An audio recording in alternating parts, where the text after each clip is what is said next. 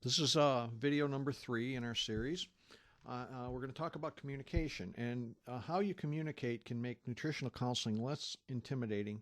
It can improve patient compliance and actually increase referrals. A lot of the material that I'm presenting here is based on talking to doctors, chiropractors that don't do a lot of nutrition in their office. And what I'm trying to do is answer a lot of the complaints or the reasons they give not to do it. And one of the big reasons that docs don't do nutrition is they're worried about holding out false promises or false hopes. They're worried about trying something and having it not work and not knowing what to say to the patient. And really, it depends on how you look at what you're doing. Okay, when you do nutritional therapy, you're not fixing migraine headaches. You're actually improving infrastructure in the body. Just like a chiropractic adjustment improves nerve function and improves health, balancing body chemistry with nutrition accomplishes the same thing. And if you talk about it in that way, you can help anybody with any problem. Are you going to cure everybody? No. But you are going to improve their situation, lessen their symptoms, and so on. And we broke this section into 2 parts, mainly because last time I went over 25 minutes, 26 or 28 minutes. I'm going to really try to keep these under 15 minutes. And I'm Dr. Paul Varnes. My company's Whole Health America. There's my phone number. I communicate much better with email. onearborvitae@comcast.net is my personal email. Feel free to contact me with any questions. Well, let's recap a little bit. Our goal is to help chiropractors become the go-to practitioners for the chronically ill, starting with your practice. And a little bit of knowledge in nutrition consistently presented to your chronically ill patients will get you there. 10% of what nutritional experts know actually fixes about 90% of the problems. So a simple wellness program, you put all your patients on a wellness program, you'll be amazed at how many chronically ill people improve. And in our first video, we showed you how to set up a wellness program and market it internally. So if you're doing all adjustments or you don't do a lot of nutrition, you can really increase your results and your income by marketing wellness right in your own office. And the second video, which went over, and I apologize, was about marketing ethically and effectively, how to use inbound marketing and how to focus on existing patients, and also some information about direct marketing. I hope you found that useful. All of this material is in a manual. You can download it. It's got protocols, nutritional protocols, marketing, and much more. If you use the coupon code nutrition, you'll save 60%. Brings the price to around $20 if you go to practicebump.com. Like I say, the purpose for the $20 charge is we feel like if you spend a few dollars, you're maybe actually going to use it and look it up. We're going to talk about communication today. And really, it's not what you say, it's how you say it. A lot of docs are concerned about like the language that they use, about explaining something, and the words that they use. And the interesting thing is only about 7% of your communication comes from the words you use. 93% of it is from tone and from your pacing and all kinds of subconscious clues that people get. Eddie Izzard is a comedian who has a really good routine where he talks about John F. Kennedy when he made the famous speech, "Ich bin ein Berliner," and he did it with such enthusiasm, and everybody cheered and was excited. But actually, he said he was a donut, because if you say "I'm from Berlin," you say "Ich bin Berliner." If you say "Ein Berliner," a Berliner is actually a donut, like a hamburger is a sandwich, And so when he said, "Ich bin ein Berliner," he said, "I'm a donut." And Eddie Izzard does this whole bit about everybody cheering. He said, "What did he say? What did he say?" He said, "I'm a donut." "Yeah, but didn't he say it great?" And it illustrates this point that I'm talking about. There's ways that you can create rapport and you can influence people more effectively by learning some basic communication. We're going to use some stuff from neuro-linguistic programming. If you have the opportunity to take a seminar in this, I'm barely scratching the surface, but this I found to be very useful in my own office.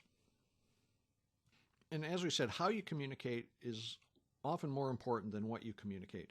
Communicating with the patient can help you establish your authority, establish rapport with the patient, which is very important.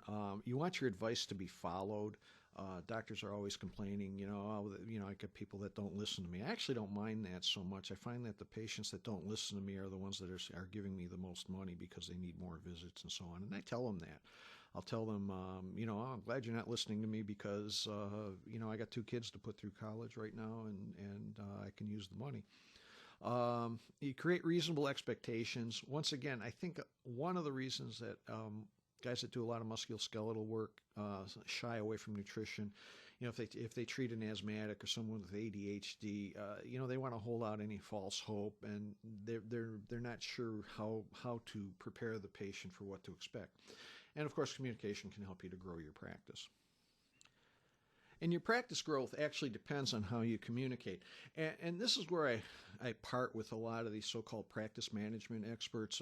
When they give people scripts to read, and they focus on selling, the second visit is selling, and, you got the subluxation degeneration and you need to come in this much time. And, and you'll go to a seminar and they'll pump you up about, I got to get all these visits and stuff like that. The thing is that 93% that you're communicating that is not your words, that was not on the script, patients are picking up on, so, if you're not congruent, if you're not truthful, cops learn how to read cues that they're not true, but when people are not being truthful, but your average person kind of goes, yeah, that doesn't sound right, and a lot of very good, very sincere practitioners fail miserably with these kinds of programs, and I think that might even be a good thing.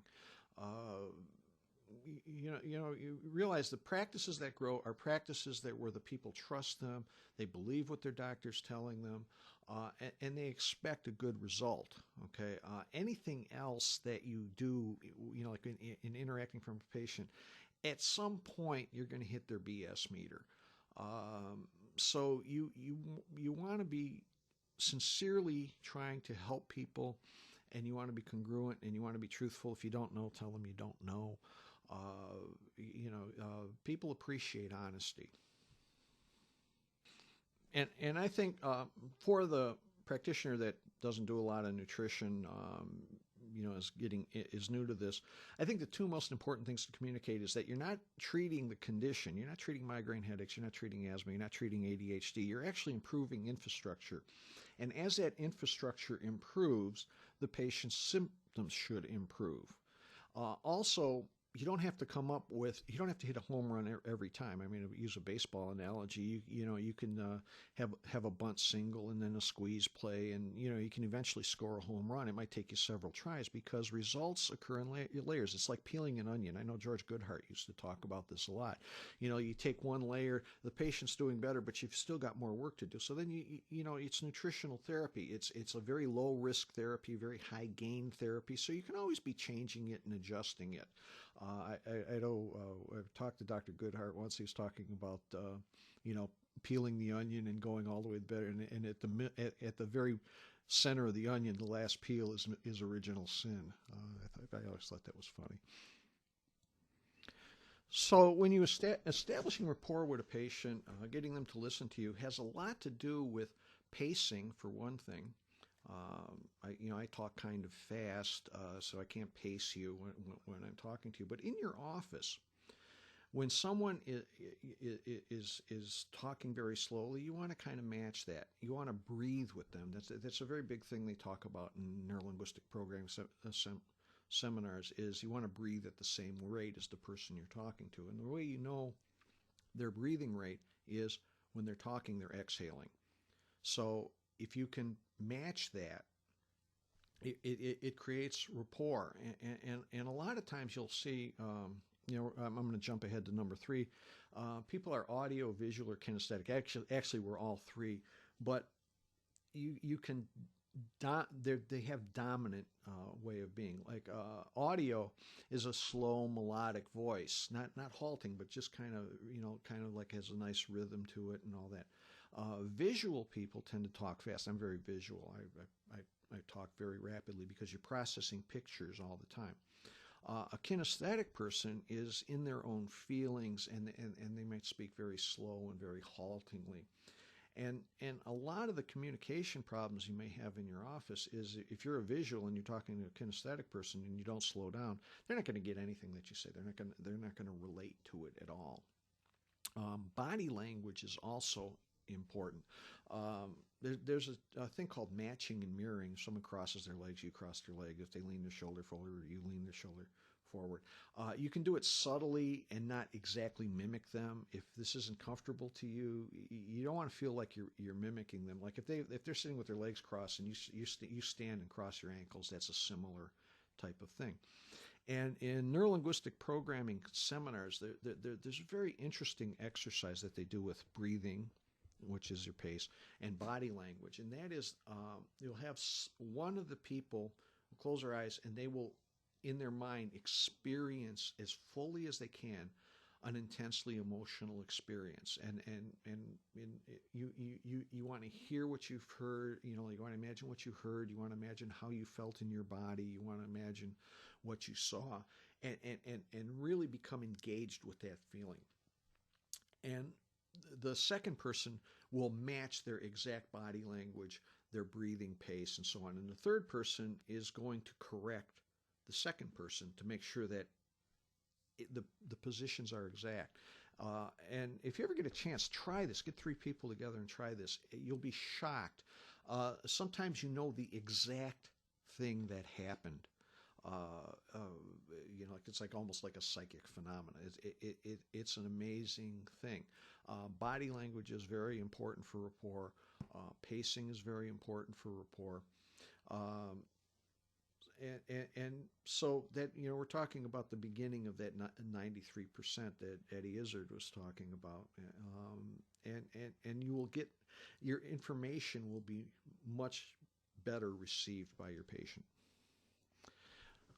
The next thing we're going to talk about is the kind of language that you use when you're talking to somebody. And this is a very vast topic, and I don't want to go over like I did with the marketing piece.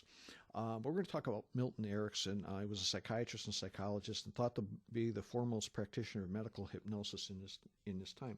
And hypnosis, well, Erickson's work was modeled by Richard Bandler and John Grinder, who founded neurolinguistic programming, NLP. And it's heavily used in NLP, and it's very effective. And hypnosis isn't quite what you think. You have to think about waving a watch in front of somebody and then having them dance on stage like a chicken or something like that. What you're really doing is you're communicating very deeply, what they call unconscious mind with the person, and you're trying to get that armor, that conscious mind, that filter out of the way. And really it is communicating at a very deep level. And I do this in my office, and I find it very useful. The language patterns I'm going to show you can do in little ways. Erickson would string them all together, and people would go into a trance.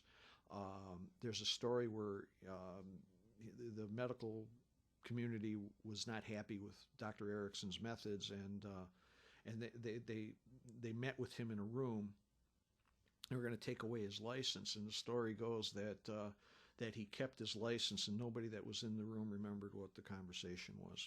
So it's a little funny Milton Erickson story. But we're going to talk about language patterns next time, and I'm going to wrap this up. Now, once again, I'm Dr. Paul Varnes. My company's Whole Health America. There's my phone number, or you can email me at my personal email, onearborvitae@comcast.net. Kind of go over this, and like I say, the matching and mirroring and pacing when you communicate and when you give information to your patients, very valuable. It'll increase your compliance unbelievably. Thank you. I hope you found this useful.